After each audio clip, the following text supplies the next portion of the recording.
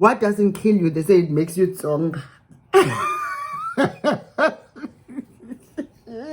Yo, Sana, let me tell you a story about how I lost my lip.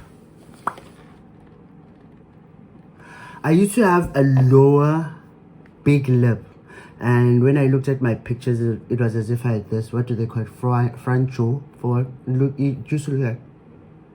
In my teenage pictures and younger pictures, I don't know if I'll be able to find any, but if I do, I'm going to post them here. But this is the scar. Anyway, let me tell you a story about how I lost my lip. Before I get there, welcome to my channel. My name is Milano. I go by Milano on social media platforms, and I recently created a Facebook account which is mostly professional orientated towards what I'm doing and my experience as an educator. The rest of the platforms are just wild, like this channel. I post almost everything, but you can pick and choose what you like and make use of it the way you please, responsibly. Anyway, another point which I wanted to just highlight is the fact that if you are sensitive or you are coming with your own noises, I call it noises. I watched another clip. I'm a big fan of Iana Beloveds. She was talking about the art or the beauty, or the art of listening. That sometimes we have, or we come with noises, we come carrying noises, and they prevent us from hearing or taking in what is actually happening, right? So if I came with the noise from back home in Southern African region, specifically South Africa, Eswatini, we hardly experience this because we are foreign to it. But in South Africa, the issue of racism, remember, we come from the apartheid era.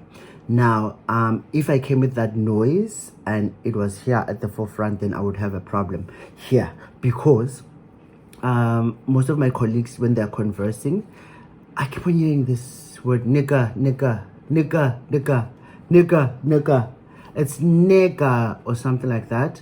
It means that. So at first, when I heard it, I was like, are they talking about me? Because that's the noise I came with carrying from back home. Are they talking about me? But not this word every time, nigga, nigga, nigga, nigga, nigga.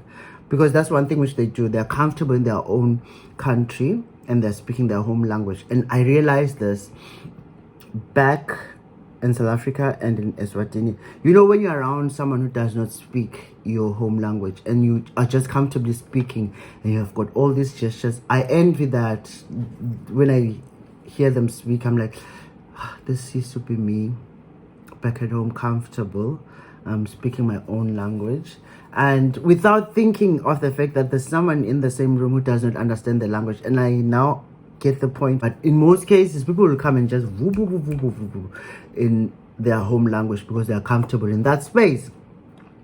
And later on, when they need to address you, they speak that language. So for me, it's interesting to finally experience that kind of a situation whereby people are speaking all this different language around you and you're not speaking their language, and they're just continuing with their daily lives. They're not thinking, you know, like on the toes, constantly thinking like, oh, we need to speak English now because he's here. They're going on with their lives. So it's important, this is another up point, it's important to be aware of your situation, be comfortable with your peace.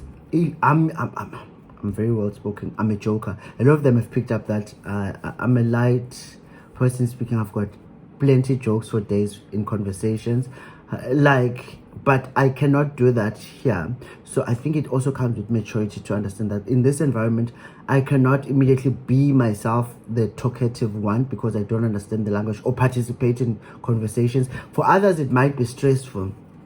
It might be also depressing not to be able to be your normal self, which you are back at home. But thank goodness for having been through my darkish phase where I was now staying alone in my room. I spent so much time indoors, so I'm used to being in my own zone, and I've learned to recreate a world where I'm comfortable in my own zone. Wow, this has gone so well. This was supposed to be about my story time.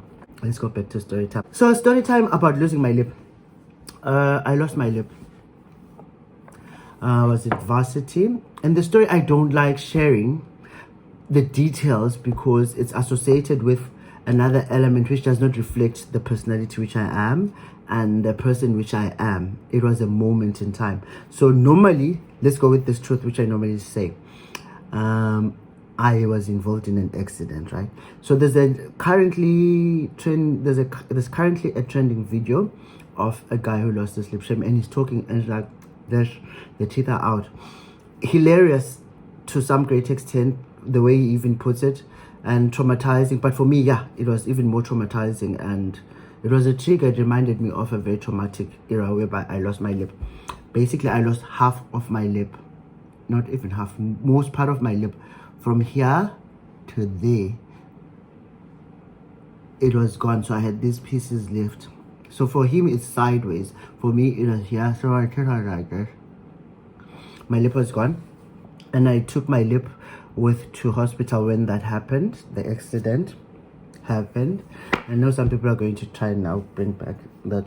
If you know, you know. Don't share, please. We are way past that era, and we've grown from that. But for the sake of this video, let's just say I had an accident, and yeah, I had these pieces left. Now, the reason why I'm also doing this video is because I was engaged on another friend of mine, Q, in South Africa. She had posted, and it's a hilarious point, but I also expressed to her, then it opened up me explaining of what happened to my lip. So the whole lip was gone. I was only left with the flesh here, and then these two pieces, and I was carrying the piece which was off. Went to hospital. This was during my early years in varsity. Imagine. And I normally joked about this, I used to say, when I get money, I'm going to reduce. This was way before BBL. I'm going to make my nose sharper. You know when you're going through your self-discovery phase and you've got insecurities about certain features. And then my lower lip was too big. I said I was going to try and reduce my lip, because honestly, when I was quiet, a lot of people never picked it up because I'm too talkative. I had a big lower lip which looked like I had a front jaw like this. Can you see? Well, anyway, so I used to say when I get my own, and then when that accident happened, I was like, you know what, dear mighty powers from above, I'm okay, nothing else, because you gave me this now the way which I wasn't expecting it, but it's fine. So the long and short of it, this incident happened, and I was taken to hospital, and I was in hospital. I went to theater, and then what they did, they cut, I think it was a V shape, and they used some of the tissue from inside to stuff what now looks like a lip.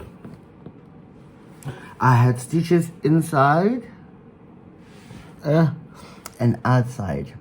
So that's where the scar comes from. This scar, I'm going to do another video to tell you. Let's do another story time to tell you about this one. This one is hilarious. Anyway, so yeah, the way I understand it, because I got there, I didn't have a lip and these two pieces left. I woke up after the surgery, and I had a stitch here and a stitch here, and my lips were looking funny. So I think what doctors did, they cut and they sewed it together and they stuffed so that it looked like a lip. But for the longest time, my pictures, they look like this.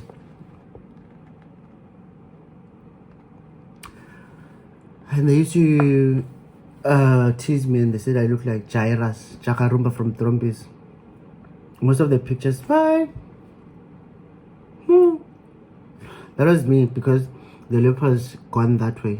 I can't believe it has come back to look. So I'm looking at the screen, if I'm not looking at you.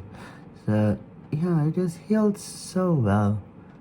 And this, it even took away, I used to have, you see this part, this triangle beard here, it's no longer there, but instead I sometimes grow these thick hairs there, because this was supposed to be the beard of below the lip. So that's the story of my lips. I was so uncomfortable. It's amazing how I outgrew being uncomfortable. and I accepted the scar because the scar felt like it was all over my face. But it takes a bit of emotional healing and maturity to just get over and accept as part of you. Another downside of it is that when I was in Joburg, oh well, in Gauteng, I was in Pretoria, I used to go on these, I used to try out for adverts, and I think this was my biggest downfall. Besides my teeth now, which are fixed, these canines used to be that way. So I think because I was the scar face, and you know when you go for casting, they look for a specific character, and I didn't associate myself with those characters. For instance, maybe if there were castings for a thug looking, I was supposed to go there. I'm just giving you an example. I never thought of that. I mean, I was going just normally. Have you ever been to a casting of an advert, or yes, an advert like a video or billboard? I've been there. It was a beautiful experience. I should do a story on that when I was still in South Africa. Anyway, back to the story. So yeah, it eventually healed. Now this is the interesting part when it comes to home. Back at home, they did not know about my drama until I tried to put stops into me going home during the semester breaks. So I stayed back. I was in Mafikeng now. Oh gosh, I hope someone doesn't come here to tell the story unnecessarily down here below. Just keep it to yourself. If you tell it, you must know who.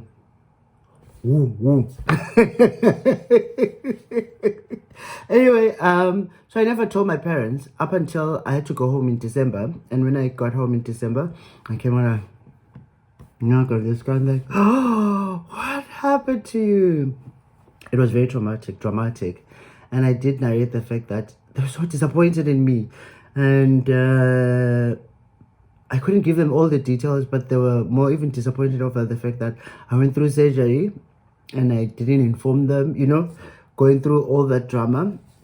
But my parents, I think they will never pass away from a heart attack because yay.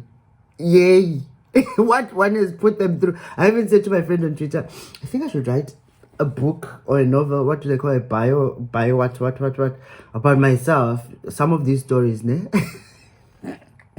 Because they are, here's what we've been through. What doesn't kill you, they say it makes you strong.